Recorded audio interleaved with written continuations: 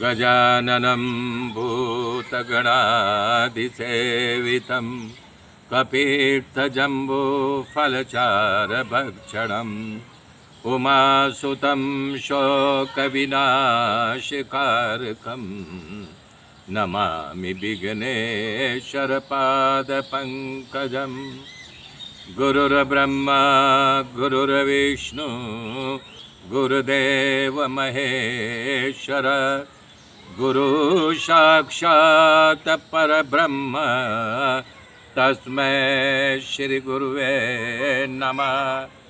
तस्मै श्री गुरुवे नमः। या कुन्देन्दु तुषारहारधवला या शुभ्रवस्त्रावृता या वीणावरदण्डमण्डितकरा या श्वेतपद्मासना या ब्रह्माच्युतशङ्कर पवित्रभिर्देवैः सदा वन्दिता। सा मां पातु सरस्वती भगवती निःशेषजाड्यापहा निःशेषजाड्यापहा। हरिः हरिः ओम्। हरे राम राम राम हरे हरे। हरे कृष्ण कृष्ण कृष्ण हरे हरे। हरे राम राम राम हरे हरे। हरे कृष्ण कृष्ण कृष्ण कृष्ण हरे हरे। ओम नमो भगवते वासुदेवाय। ओम गोविंदाय नमः।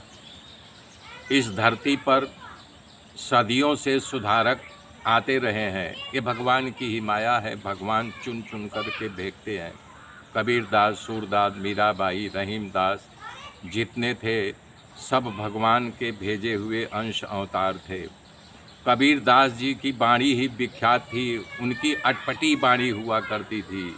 कबीरदास की उल्टी बाणी बरसे कम्बल भीगे पानी। उनका जितना रचना था सब में ज्ञान था। शब्द में एक एक शब्दों का अर्थ हुआ करता था, लेकिन लोग नहीं समझते थे। उनके ज़माने में मुसलमान हिंदुओं में बनारस नगरी ब्राह्मणों का गढ़ था और मुसलमान उपद्रवी हुए थे तो वो दोनों को लताड़ा करते थे। उनका कहना था कि देखो, मुसलमानों को कहते जो कंकड़ पत्थर जोड़ करके मस्जिद लिया बनाए, ये कंकड़ पत्थर जोड़ करके तुम मस्जिद ले लिए, ऊपर से बाग देते हो जैसे मुर्गे चिल्लाते हुए हैं। क्या खुदा हुआ तुम्हारा? खुदा बहरा है, उसे सुनाई नहीं दे रहा है। और हिंदुओं को भी लताड़ा था। पोथी पढ़ पढ़ जगमुआ पंडित भयान सो, एक ढाई आखर प्रेम का पढ़े सो पंडित होए। तो हिंदू और मुसलमानों दोनों को लताड़ा था और दोनों को अधिकार पूर्वक लताड़ते थे, क्योंकि वो मुसलमान का घर में उनका पालन पोषण हुआ था।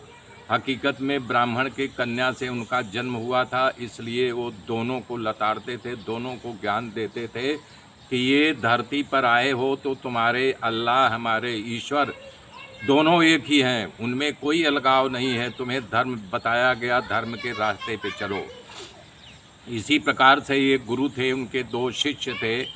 तो दोनों गुरु अपने अपने शिष्यों के बारे में बताना शुरू किए। हमारा शिष्य बहुत मूर्ख है। तो दूसरा गुरु बोला, रे हमारे शिष्य के आगे तुम्हारे शिष्य की क्या मूर्खता? बोले ऐसा? बोले हाँ। बोले दोनों की परीक्षा। गुरु अपने अपने शिष्यों को बुलाए, बोले भाई तुम अपने शिष्य की बताओ क्या प्रधानता है, कैसे मूर्ख साबित करते हो। तो पहला गुरु बोला, भाई देखो तुम जरा हमारे ऑफिस में फ़ोन करके बोलो, पूछो या चले जाओ ऑफिस में देख के आओ कि मैं यहाँ ऑफिस में हूँ कि नहीं। तब बोला ठीक है गुरुजी। और दूसरा गुरु अपने शिष्य को 10 रुपये दिया, बोला जाओ बाज़ार से टेलीविज़न लेके आओ। अब दोनों गुरु के दोनों शिष्य आगे गए, दोनों मिल गए। बोले यार ये तो बड़ा गंभीर अवस्था हो गई हमारे गुरुजी की। बोले क्या? बोला बताओ हमारे गुरुजी की इतना ज्ञान नहीं है कि फ़ोन से नहीं पूछ सकते थे कि मैं ऑफिस में हूँ कि नहीं। हंसने लगे, बोले यार तेरे गुरुजी पगला गए हैं। तो दूसरा शिष्य बोला तेरे गुरु का क्या है? बोले हमारे गुरु 10 रुपये दिए हैं कि जाओ टीवी लेके आओ। अब बताओ, उनको इतना पता नहीं आज रविवार है, बाज़ार बंद होगा तो हम टीवी कहाँ से लाएंगे। अरे खुला होता एक नहीं 10 टीवी ले आता। तो दोनों सही दोनों गुरु भी मूर्ख थे, दोनों शिष्य भी मूर्ख थे। तो ऐसे ही गौतम बुद्ध का प्रकट हुआ था। तो गौतम बुद्ध का बहुत उपदेश दिया, बहुत लोगों को ज्ञान बुद्धि देते देते अंत समय आ गया कि बोले अब मेरा निर्वाण मतलब होता है जब ज्ञान प्राप्त होता है। महानिर्वाण मतलब मैं धरती को छोड़ रहा हूँ। तो जब धरती को कौसंबी गांव में 2 वृक्ष के नीचे उन्होंने अपने शिष्यों को इकट्ठा किया कि बोला भाई हमारा निर्वाण का समय आ गया है। निर्वाण तो ज्ञान प्राप्त हो गया है, अब महानिर्वाण ये शरीर को छोड़ करके मैं आकाश में मिलने जा रहा हूँ। जिस किसी को कुछ पूछना हो हमसे इस अंत समय में पूछ सकता है।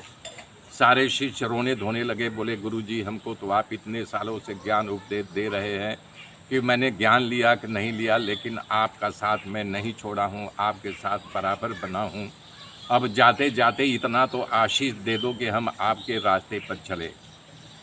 बोले पूछ लो।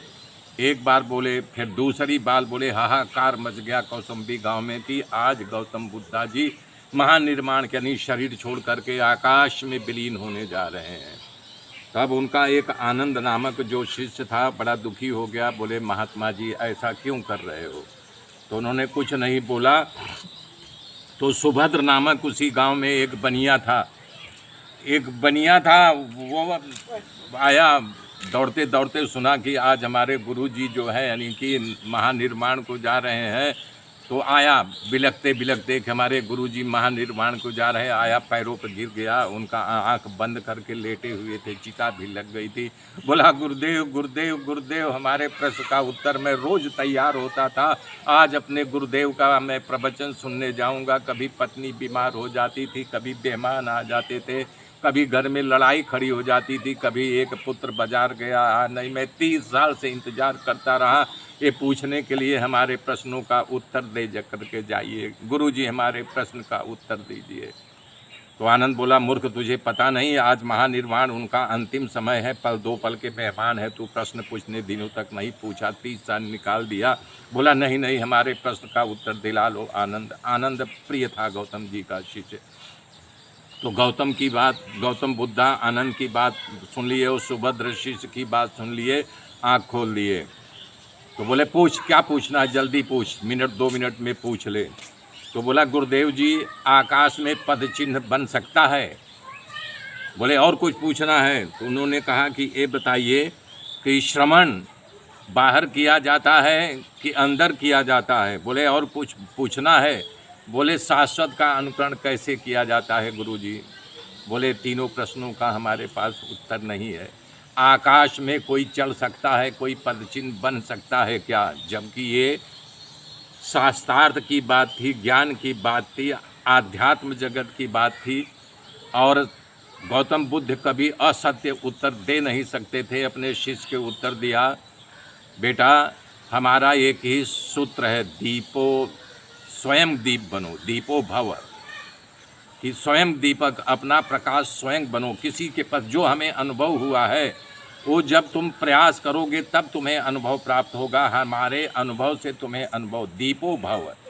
आकाश में कभी तुम पद चिन्ह नहीं बना सकते। मतलब जो आकाश में है, जो सिद्ध पुरुष हैं, वो जो सूत्र बना देते हैं। आगे की गाथा मेरे मित्रों कल बोलूँगा, तब तक के लिए जय श्री राम।